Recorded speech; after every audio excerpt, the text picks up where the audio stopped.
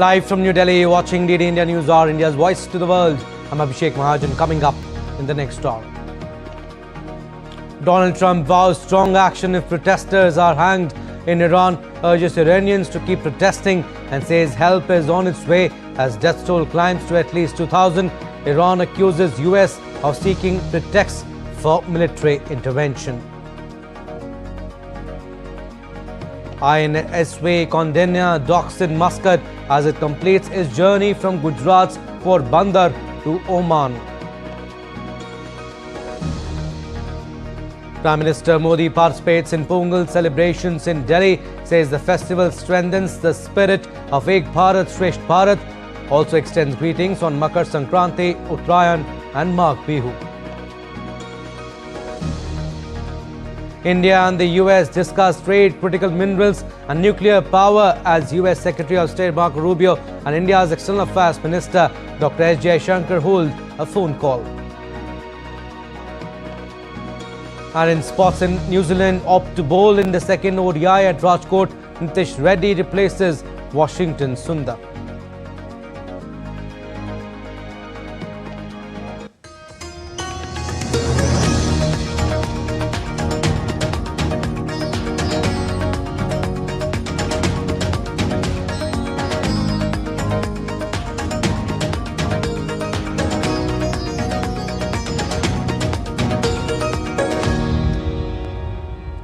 Our top story, INSV Kaundinya prepares to dock in Muscat as it completes its journey from Gujarat's Bandar to Oman. INSV Kaundinya is a recreation of a 5th century Indian ship using the ancient stitching technique. The ship departed from Gujarat's Bandar on 29th December 2025. This journey follows the ancient maritime routes that once connected India's western coast to Oman, facilitating trade, cultural exchange and continuous civilizational interaction across the Indian Ocean. This initiative is expected to significantly improve bilateral relations between India and Oman by strengthening their shared maritime heritage and promoting cultural and people-to-people ties.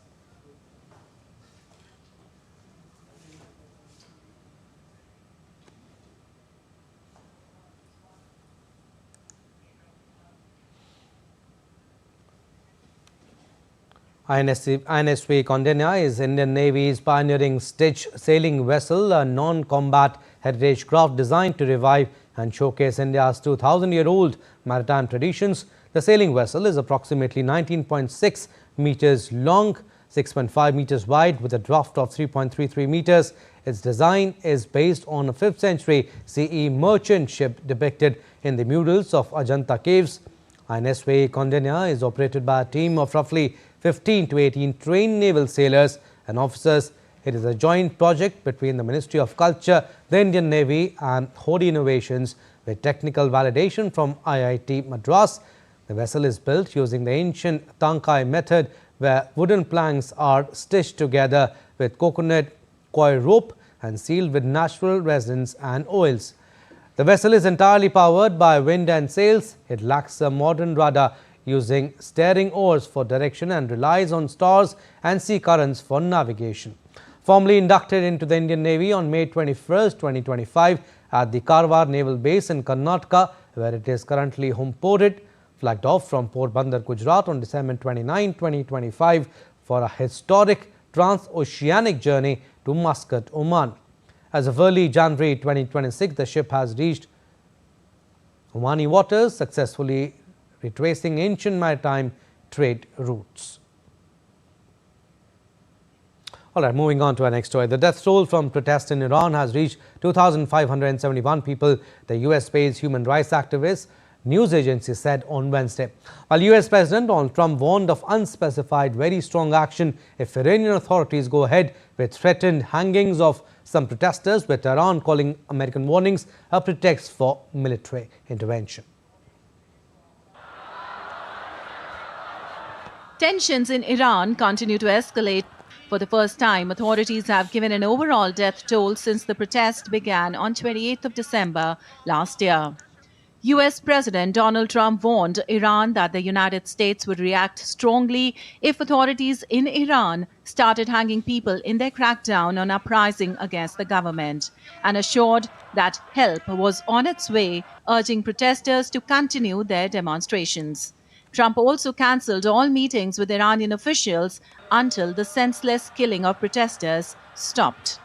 Trump comments came after Iranian authorities said that they will press charges punishable by death against some individuals arrested during recent demonstrations. You're going to have to figure that one out, I'm sorry. So many people have been killed in Iran. Nobody's been able to give me an accurate number. I have heard numbers from, everything's a lot, one is a lot. But I've heard numbers much lower and I've heard numbers much higher. We'll be knowing, we're probably going to find out over the next 24 hours. I think it's a lot.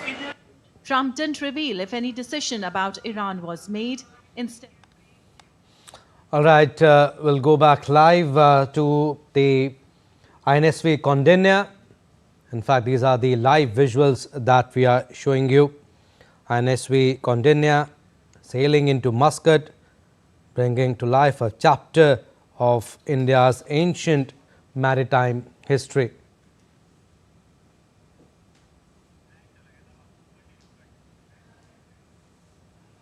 So, INSV Kaundinya docks in Muscat as it completes its journey from Gujarat's Porbandar to Oman. We'll keep getting you visuals from there. INSV Kaundinya. All right, so we are back. And these are the visuals that we are showing you. INSV Kaundinya docks in Muscat.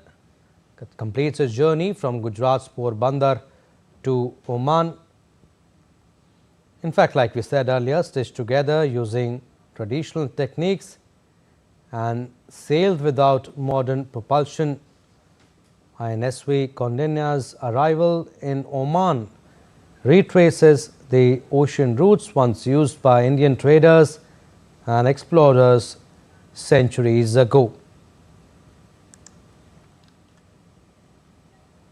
INSV Kaundinya is a recreation of a 5th century Indian ship using the ancient stitching technique. A ship departed from Gujarat's Porbandar on 29 December last year. And this journey follows the ancient maritime routes that once connected India's western coast to Oman, facilitating trade, cultural exchange and continuous civilizational interaction across the Indian Ocean.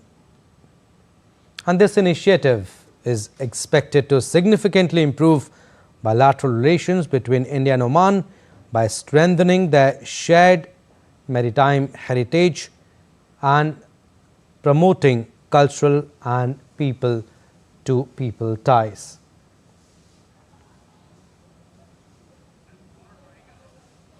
All right, so you can see on your screens INSV Kaundinya docks in Muscat, bringing to life a chapter of India's ancient maritime history. Led by Commander Vikas Sharan, the 16-member crew navigated the Indian Ocean aboard a vessel built entirely using ancient methods, earning praise from naval veterans, historians and policy makers alike.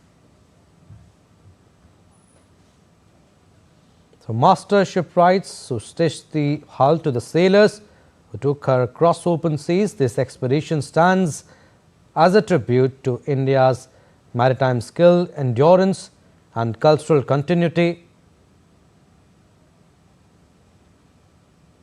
As INSV Kaundinya is welcomed on foreign shores, it carries with it a powerful message of India's deep-rooted oceanic links and its enduring spirit of exploration.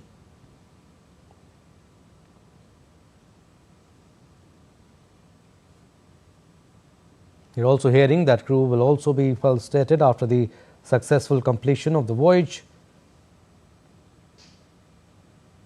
INSV Kaundinya docks in Muscat.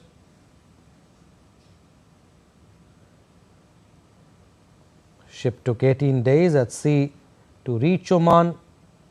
We'll talk about the challenges the crew faced during the journey and how in fact they overcame them. And this voyage is being described as historic. In fact, it is such a significant milestone for India. It's a recreation of a 5th century vessel seen in the Ajanta cave paintings. We'll talk about how closely does this ship mirror ancient Indian shipbuilding techniques. The construction involved traditional stitching methods using coir rope and natural resin. Tells about the sophistication of ancient Indian maritime knowledge. You also seen messages from Sanjeev Sanyal, Commander Abhilash Tommy and members of the crew talking about the maritime and strategic community, how they are reacting to this successful voyage. Crew led by Commander Vikas Yaran.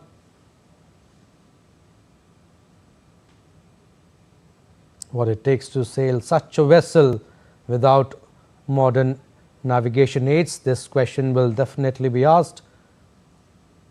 And also beyond symbolism, what practical lessons does the Navy and India's maritime community draw from this expedition? This project involves the Ministry of Culture, the Indian Navy and private artisans.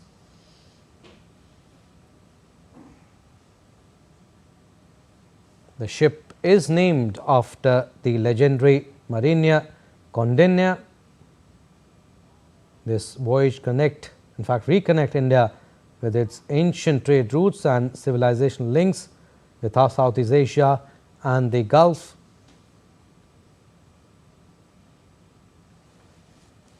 Yes, it's a historic milestone, big milestone.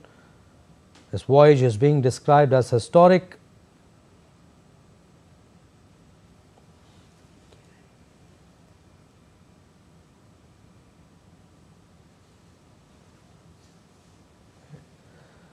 For the benefit of our viewers who have just tuned in, the INSV Kaundinya has successfully completed its historic voyage to Muscat, Oman after 18 days at sea. Prime Minister's Economic Advisory Council member Sanjeev Sanyal shared the milestone on X, posting an image with the caption, "Enjoying the moment with skipper Vikas Yaran and expedition in charge Hemant Kumar, we did it." Another crew member Hemant posted, "Land ahoy, Muscat sighted, good morning India, good morning Oman." Retired Naval Commander Abhilash Tommy, who had successfully solo circumnavigated the globe, also wished the crew of INSV Kaundinya on a successful mission. He said, "This must be such a wonderful feeling. Now you have earned your sea legs and walking on land will be a foreign experience. Well done." You can see the crew members there. And why we are calling it historic, the INSV Kaundinya is based on a 5th century CE ship depicted in the paintings of Ajanta caves. Skippered by Commander Vikas Yaran, the 16-member crew of INSV Kaundinya reached Muscat as planned. Project that began as an idea in the mind of Sanjeev Sanyal, who was inspired by an Ajanta cave painting. A tripartite agreement was signed in July 2023 between the Ministry of Culture, the Indian Navy and Hod Innovations, a Goa-based private boat builder with funding from the Ministry of Culture. And following the keel laying in September 2023, the vessel's construction was undertaken using a traditional method of stitching by a team of skilled artisans from Kerala led by master shipwright Babu Sankaran. All right, we'll keep getting you updates on this. Shifting focus now, in Iran, the nationwide shutdown of the internet by authorities in Iran, which activists fear is aimed at masking the true scale of a crackdown on protests, has now lasted over 132 hours, a monitor said on Wednesday. As per Iranian media, the Iran's judiciary vows fast-track trials for suspects arrested over a wave of protest.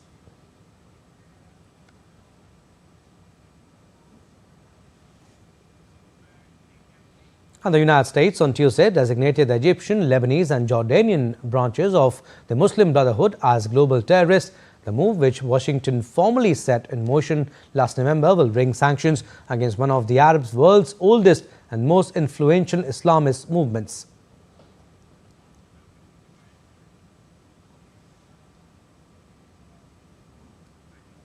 The Washington accused the trio of supporting or encouraging violent attacks against Israel and U.S. partners, citing in part what it called their support for Palestinian terrorist group Hamas.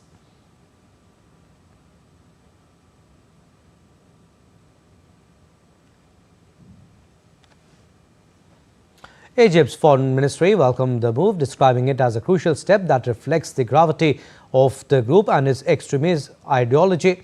It added that the group represents a direct threat of regional and international security and stability. The Muslim Brotherhood won Egypt's first free presidential election in 2012. We'll come back to it, but these are the visuals that we are showing you from Muscat, Oman. INSV Kaundinya docking in Muscat. These are the crew members who are celebrating this historic milestone.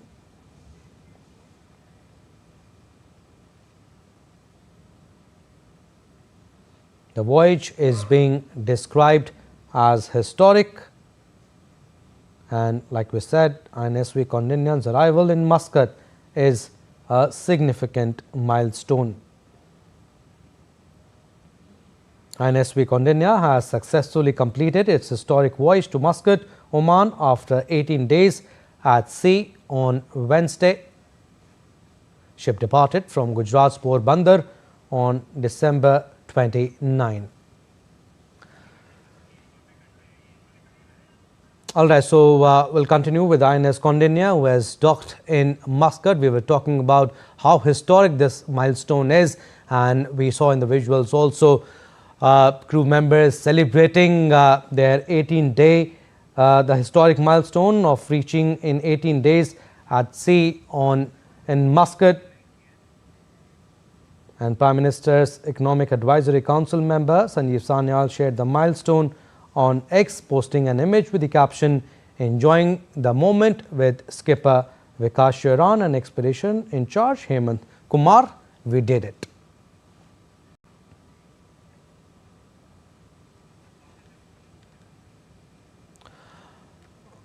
All right, we'll come back to this story, but meanwhile, we are joined by former senior diplomat, Ambassador Anil Kumar Trigunayat. He joins us on the broadcast to discuss more on the Iran-US issue. Welcome, sir. Appreciate you giving us your precious time. Tensions in Iran continues to escalate with authorities releasing an overall death toll for the first time. What are the possible regional implications if the situation in Iran escalates further? Well, the situation in Iran will depend a great deal on how the Iranian government handles its protesters. Yeah. Yesterday, there were indications that apparently there is some reduction in the intensity of demonstrations. But as we know that President Trump has been supporting, and Israel also is supporting the protesters. So many of those groups which are interested in continuing with the protests, especially against the regime, will continue to do so, which means the regime will also take harsh actions. So chances of conflict are pretty high between the United States and Iran. But at the same time, all the Gulf countries in the region, whether it is Saudi Arabia, whether it is Oman or Qatar, all of them have told President Trump that they will not allow their airspace to be used and have advised them against any adventurism. Now, what the United States can do perhaps is try to create some kind of a blockade around, and we'll have to then see how the Russians and the Chinese are going to play it along. But at the same time, situation is very, very delicate, and anything can happen and could happen. But internally, it does not look like that the regime is going anywhere at this stage. But Ambassador, I mean, talking about the diplomatic implications, how do you view US President Donald Trump's public call for Iranian protesters to take over institutions? What are its implications, diplomatic implications? Well, I think the United States and sometimes the Western countries make it a point to don't care about any rules, regulations, international law, and it is directly the interference in the internal affairs. Very often they resort to something called R2P, right, to protect doctrine, which they had done in Libya and elsewhere. So it could be a play out of that kind of a situation. But definitely that will add to complications and complexities of the Iranian landscape. But Ambassador, Iran is witnessing widespread protests reportedly driven by economic distress. But how significant is the domestic factor compared to the external pressure? Oh, that's highly significant because that is the major malice in the society, and this has also happened because of ongoing sanctions for nearly 30-35 years that Iran has suffered. In addition, the current regime has not been able to come up with any innovative ideas to address the problems of the people, ordinary people. This was basically because of the economic issues that the situation came up. The cost of living has gone out of the roof, as well as the currency depreciation. So all that brought the bazaris, who are called the traders, merchants, as well as the ordinary citizens on the fore. So this is something really very important, even though the government has Iranian government has tried to bring about some reforms, but all these reforms and the subsidies will take time to percolate down. At the moment, this has been converted from economic to more political, and that's where the external interference come into being. But also, Ambassador, how you think might this unrest affect Iran's engagement with the US and other Western countries too, particularly on the nuclear issue? Well, as you know, the United States have been wanting to the Iranians to work on or sign on the dotted line. Now, that is something is very difficult for Iranians to do and forego all their right to even enrich for the civilian uses. So that is a very major problem. But despite that, the Iranians have recently approached through Steve Witkoff to the United States government and saying they're ready to discuss and start negotiations once again. But they feel that the America is not really keen on it. And that's the major problem, because both sides are on two sides of the bank, frankly. So there's no bridging place there. Yeah, we have talked about US, but let's talk about Russia also. Ambassador, Russia has positioned itself as a defender of Iranian sovereignty. But is this about Iran alone, or is Moscow also pushing back against a broader US pattern of regime change politics? Well, I mean, the US officials in recent times have said that more than 70 regime changes have been carried out by them. And that's precisely the case that even the Russian regime was going to be changed, and we have seen that happen. So, besides, you know, that Russia and Iran have signed the security agreement recently, and whereby they have agreed to support each other. And I understand that Russians have been supplying a lot of arms and ammunition to them, and while Iran was also helping them with missiles. And then there is a Chinese factor. So China has also very clearly said that they will not allow the territorial integrity and sovereignty of Iran to be compromised under any circumstances. So it is quite possible that the Iranians will be supported by China and Russia both together against any Western intervention. They are silent as of now. But lastly, Ambassador, what indicators should be closely watched in the coming days to understand the direction maybe this situation may take? Well, I think that they have to learn, the Iranians must understand that force is not something that will go well with the people, number one. And if they continue to publicly hang or otherwise hang people, we have seen what happened during the Arab Spring, how the well-entrenched regimes were removed, what happened in Syria. So they have a lot of examples in front of them. Even though we know that the IRGC and the military and the Basiji, the police, are still are really working closely with the government, But in case let us say if the regime goes away for some reason, then you will have the military regime in place. So that will be not a very good thing. Or even for that matter, if Shah were to come, who is not very popular in the country itself, then also there will be a problem with the region, as in the past. Absolutely. Next few days, like you said, would be very, very crucial. We'll leave it at that. Thank you for your insights. Thank you. Ambassador Trigunath. Thank you. Moving on, French Foreign Minister Jean-Noel Barrot said on Wednesday that it will open a consulate in Greenland on February 6th, a move that had been planned since last year amid the US President Donald Trump's push to take control of the Arctic territory. The United States must stop blackmailing Greenland and expressing that it wishes to take control over the autonomous Danish territory, he added on RTL radio. Attacking another NATO member would make no sense. It would even be contrary to the interests of the United States, and so this blackmail must obviously stop, quote unquote, Noel Barrot said. And in the days since deposing Nicolas Maduro, President Trump has given several justifications for his dramatic action in Venezuela. But the thing Trump is most focused on, the thing he keeps pointing to as central to his ambitions, in fact, is oil. Specifically, opening Venezuela's vast oil fields to American companies. He reiterated the same yet again on Tuesday while speaking at an event in Detroit. He said that the US is taking in millions and millions of barrels of oil worth billions of dollars from the South American country, and in the passage will to make that country very strong again.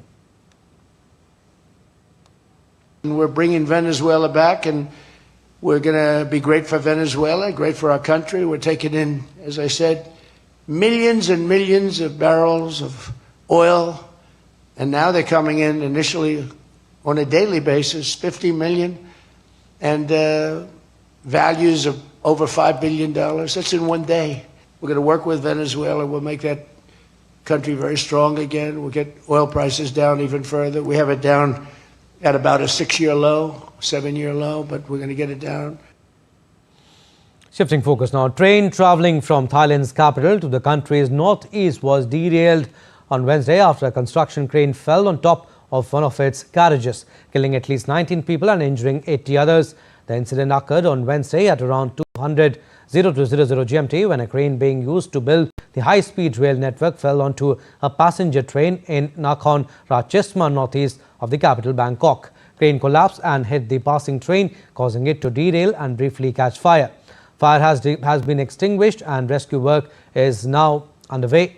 Transport Minister said 195 people were on board the train and authorities were rushing to identify the deceased. All right, we are slipping into a very short break, but still to come on this edition of DD India News Hour. India underscores the importance of securing critical mineral supply chains to power its clean energy and electronics growth. And Rashtrapati Bhavan rolls out a unique Republic Day invitation. Details after the break.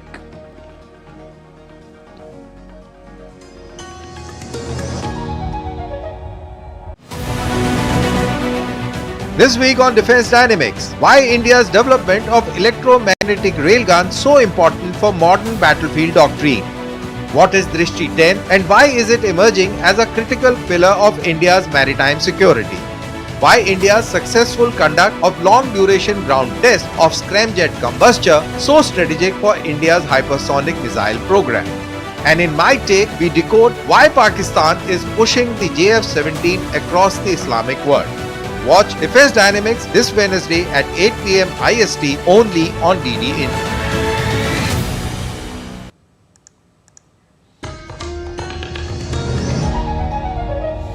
Welcome back. You're watching DD India News Hour. I'm Abhishek Mahajan. Recap of our top stories. Donald Trump vows strong action if protesters are hanged in Iran, urges Iranian to keep protesting and says help is on its way as death toll climbs to at least 2,000. Iran accuses US of seeking pretext for military intervention. INSV Kaundinya prepares to dock in Muscat as it completes its journey from Gujarat's Porbandar to Oman. In sports, New Zealand opt to bowl in the second ODI at Rajkot. Reddi replaces Washington Sundar.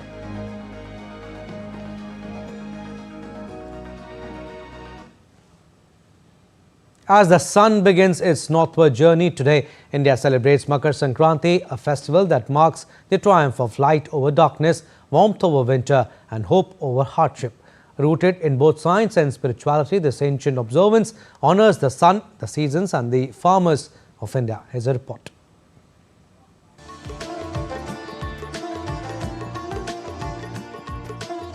Makar Sankranti is one of the few festivals that falls on the same date across India, yet wears 1,000 colors. In Gujarat, Uttarayan fills the sky with vibrant kites, symbolizing freedom, joy and aspiration. In Punjab and Haryana, Lori bonfires glow as families sing, dance and offer thanks for the harvest. Across villages and cities, homes are cleaned, sweets are prepared and families come together celebrating not just crops but continuity. Beyond festivity, Makar Sankranti holds deep spiritual meaning. Devotees across North India take holy dips in rivers like the Ganga and Yamuna, believing the sun's northward movement brings purification and renewal. Prayers are offered to Suryadev, the sun god, seeking health, prosperity and inner balance. In Bihar and West Bengal, the festival is known as Posh Sankranti. Riverbanks become centers of devotion, fairs and community gatherings, blending faith with celebrations.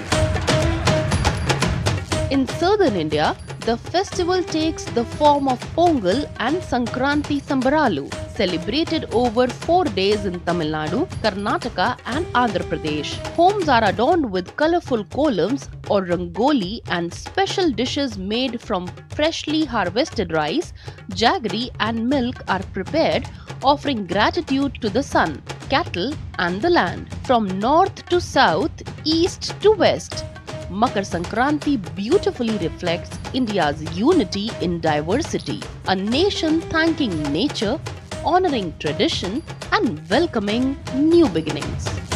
Kriti Vadhera's report for DD India. As the nation is celebrating Pongal, a 4-day harvest festival, Prime Minister Narendra Modi today attended the celebrations at the residence of Union Minister of State L. Murugan in New Delhi. The PM performed puja and added rice to the boiling Pongal pot, a symbolic gesture signifying prosperity, and offered prayers as devotional chants were sung.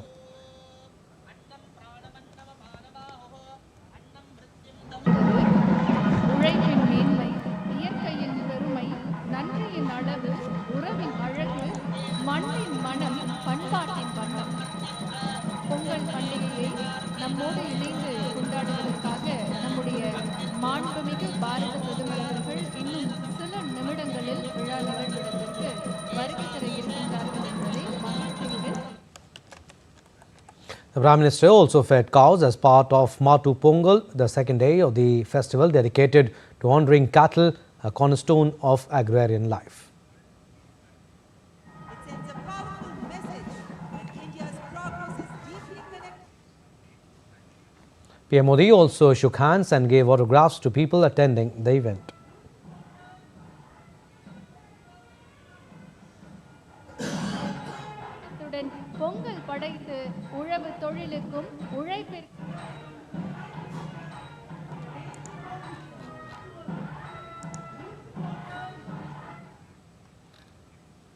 Addressing the gathering, the Prime Minister said today Pongal has become a global festival. He added that across the world, the Tamil community and those who appreciate Tamil culture celebrate Pongal with great enthusiasm, and he was proud to be one of them.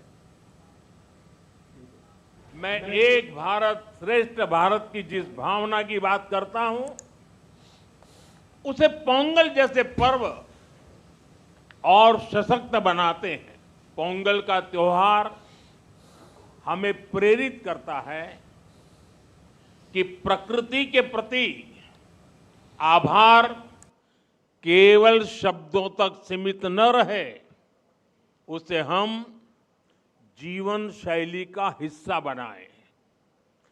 जब ये धरती हमें इतना कुछ देती है, उसे संजोने का दायित्व भी हमारा है।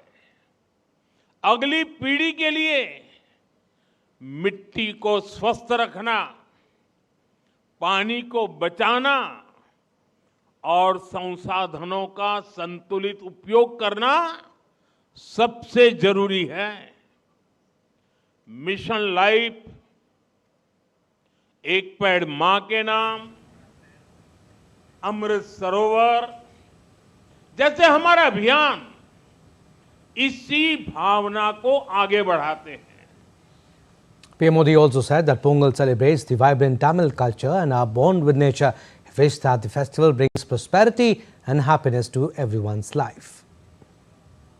तमिल संस्कृति दुनिया की सबसे प्राचीन जीवित सभ्यताओं में से एक है। तमिल संस्कृति सदियों को जोड़ती है। वो इतिहास से सीखकर वर्तमान को आगे का रास्ता दिखाती है। इसी प्रेरणा से आज का भारत अपनी जड़ों से शक्ति लेकर नई संभावनाओं की ओर आगे बढ़ रहा है। And several eminent personalities also attended the Pongal event, commending PM Modi's visionary leadership.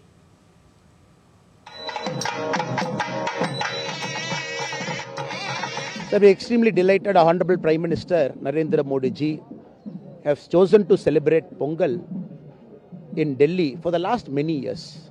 When PM's house is opened for celebrations like Christmas and many other celebrations, when Honorable PM makes it a point to visit houses in Delhi to celebrate Pongal, right now we are standing in our Minister of State Muruganji's home. For the last many years, it sends a very strong message to all of us to live our life with a lot of cultural ethos. Today the entire country is in the festive mood, from north to south, east to west, whether it is Bihu, Makar Sankranti, Uttarayan, Pongal, Onam. The entire country is celebrating, and it brings us all together in the thread of civilization and culture. And Mr. Murugan has been always pushing forward the Tamil culture, Tamil civilization. Prime Minister himself has been celebrating it, whether it is quoting Tamil poets at United Nations, whether it's Kashi Tamil Sangamam, or whether it is the seat of Tamil studies in BHU in Kashi. Prime Minister has a special place in his heart for Tamil, and today we are seeing celebration of that. So I thank Muruganji for always bringing the voice of Tamil to Delhi. Happy Pongal to everyone. Pongal is a festival which we always look forward to, because for us it's a beginning of a new year. That's what we look at. All good things starts from the first festival of Tamil. Pongal is a very big festival, and I'm glad that we are celebrating, and thanks to our MOS, L. Muruganji, who has made sure that every year we celebrate Pongal here.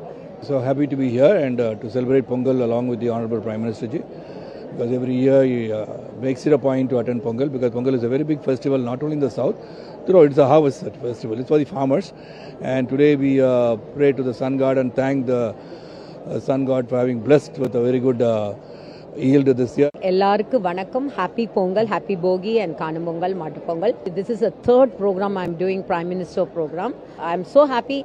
Everybody happy Pongal. It is immense pleasure. It is a very august festival among not only Tamil Nadu, in the name of Sankranti, Telugu states, Telangana, Andhra. We are feeling very proud to take part in this. This is the greatness of our Sanatana Dharma, and also we will continue it. India's Minister of Education, Dharmendra Pradhan, also celebrated the festival of Pongal with the students and faculty members of IIT Madras in Chennai.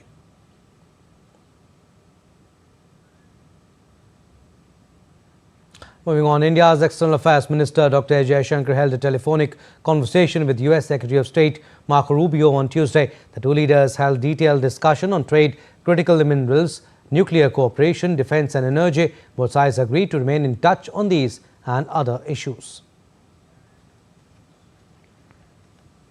In an exclusive conversation with DD India correspondent Tapas Bhattacharya, the Danish ambassador also reiterated Denmark's strong support for a free trade agreement between India and the European Union. Calling it a win-win opportunity, he said the proposed FTA would deepen economic ties, boost sustainable growth and strengthen long-term cooperation between India and Europe. Well, Denmark certainly have high hopes that we will be able to conclude this free trade agreement between India and Europe by the end of this month for the visit of the senior European leadership to Delhi. I think Europe, the EU and India are complementary economies. We have so much to offer each other, and in these volatile times, I think we are natural partners, and an FTA would cement that and bring immense progress to both the continents.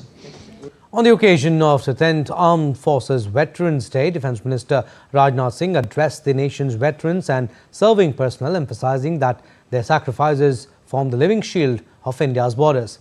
The day is celebrated annually to honour Field Marshal K.M. Cariappa, the first Commander-in-Chief of the Indian Army. सबसे पहले तो इस veterans day के अवसर पर भारत में रहने वाले और दुनिया के किसी भी देश में रहने वाले जो भी हमारे वेटरन्स हैं, उनका मैं शीश झुकाकर अपनी तरफ से अभिनंदन करता हूं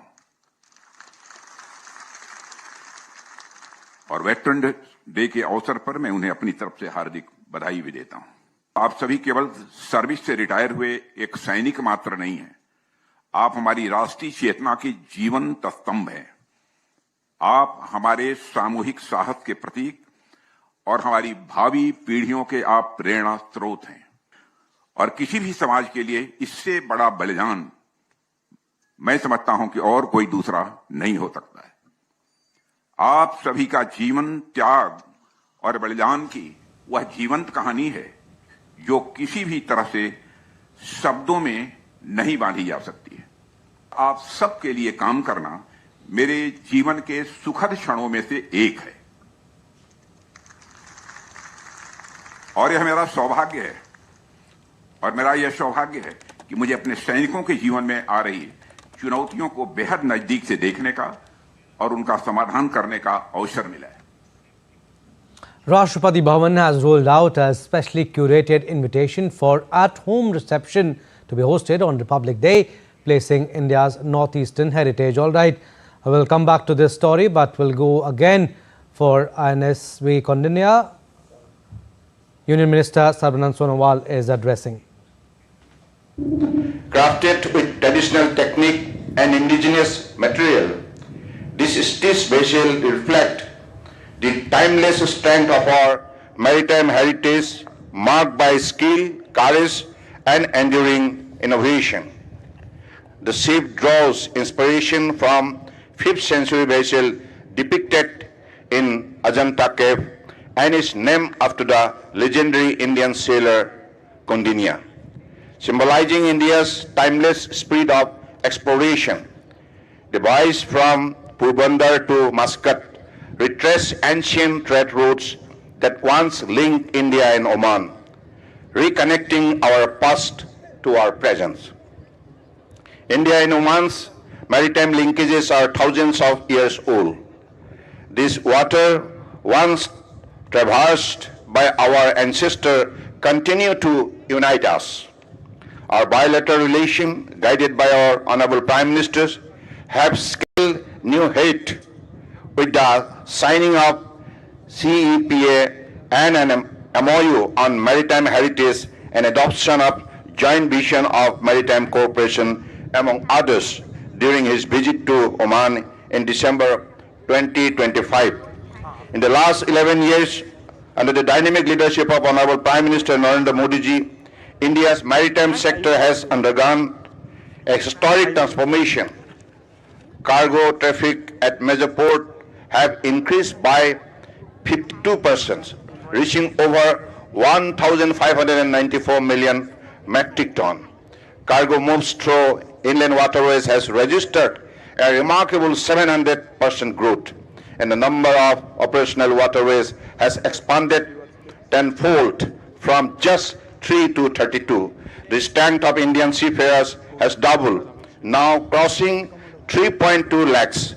In the cruise tourism sector has grown 4 times, signaling India's emergence as a modern maritime hub.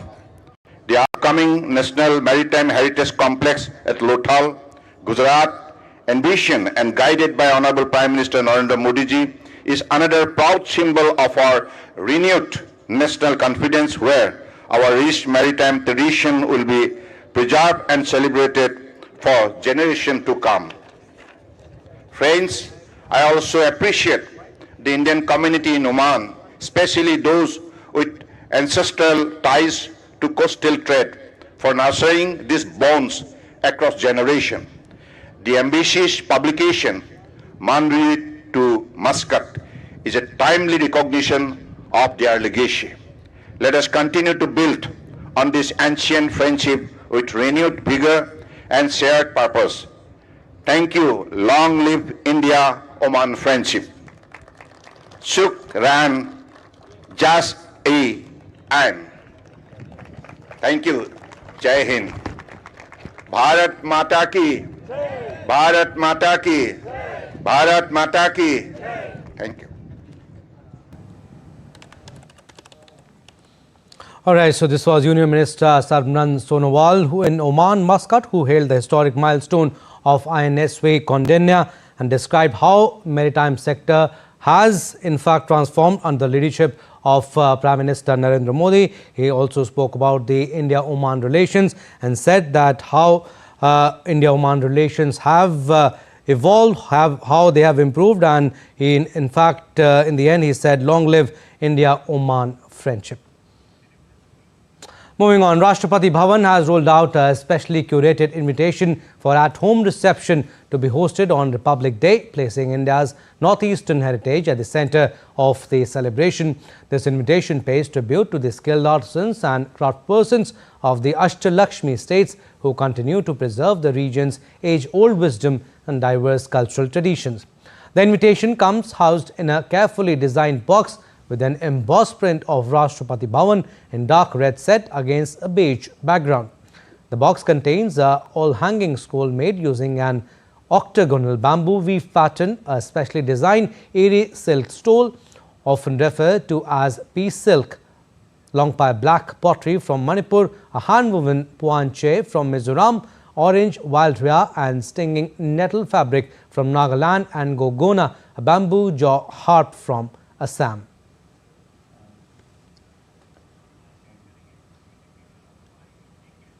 And prominent economist, election expert and civil society leader Dr. Badiul Alam Majumdar says free and fair elections impossible without neutral caretaker government. In Bangladesh, Dr. Badiul Alam Majumdar, Bangladesh's most vocal advocates for electoral reform, has warned that Bangladesh cannot hold free, fair and credible elections without a neutral, non-partisan caretaker government, raising fresh concerns over the integrity of country's electoral process.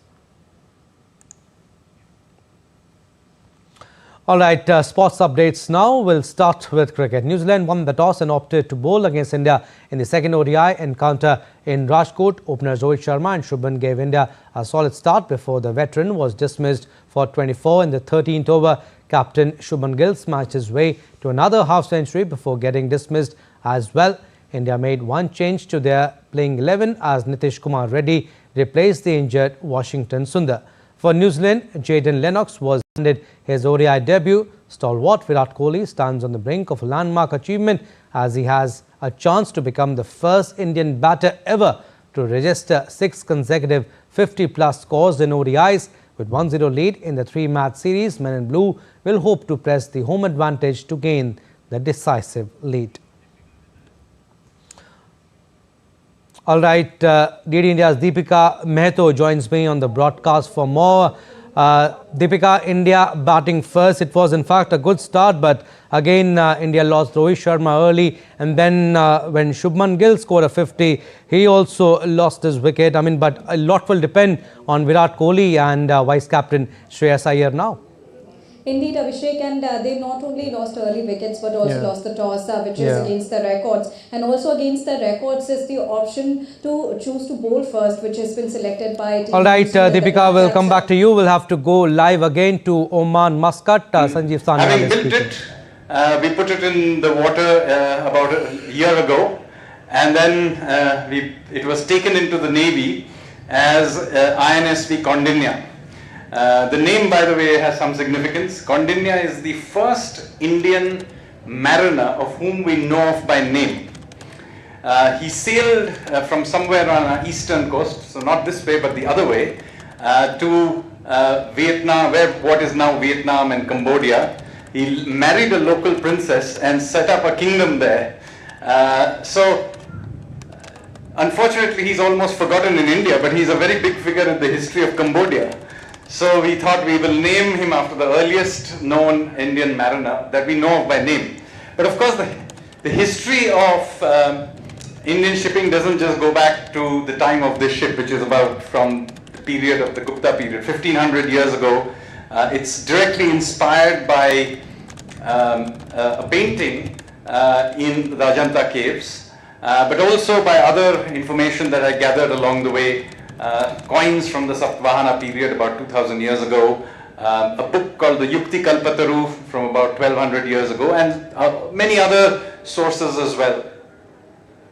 And that allowed us to envision what a ship stitched together from that period may have looked like. But then actually building it was quite an experience, and thankfully we had the help of a traditional shipwright called Babu Sankaran, who remembered how his ancestors had put it together. Even he didn't fully know, but there was the advantage that he had been a part of the Jewel of Muscat team, so he had had one round of experience. So we brought him into the team, and so he really was helpful. And then of course we got the entire Indian Navy sort of backing us in a way. I must say I really am grateful to all of you. So all of you over there, thank you. You were a real support.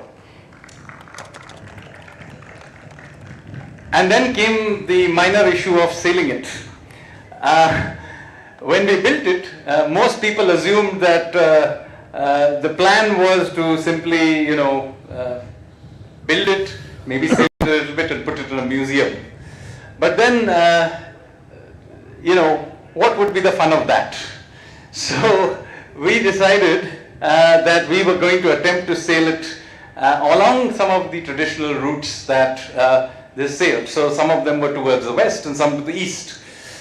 So while we were thinking about this, His Majesty the Sultan of Oman was visiting Delhi about 2 years ago, and in the joint communique, His Majesty and our Honorable Prime Minister put together a passing paragraph which mentioned that this stitch ship project was going to do its maiden voyage to Oman.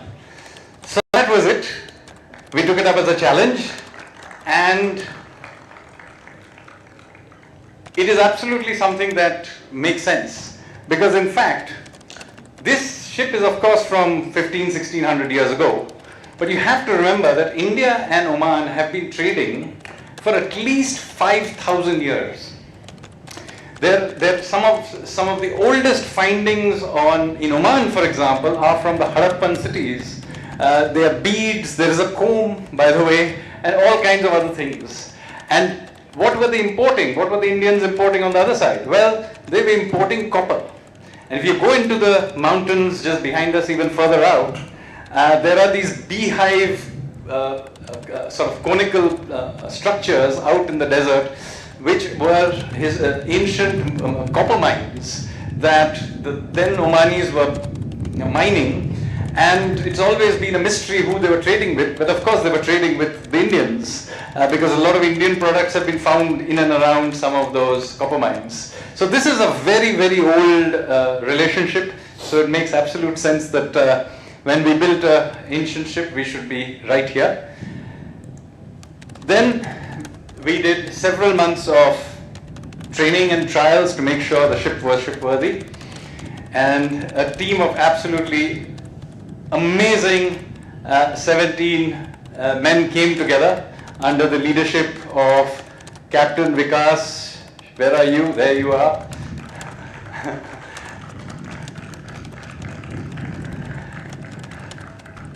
And we trained and trained and trained. And then on the 29th of December, 2025, we set sail from Porbandar. Our original plan, by the way, was to attempt to do this from not from Muscat, not from Porbandar, but further on north from Mandvi. So we actually did a survey of Mandvi, but modern Mandvi has a lot of sandbars which didn't exist in ancient times, and we were not entirely confident that with a sailing boat we'd be able to make the zigzag for that. So we then chose Porbandar, which is more open to the clear sea.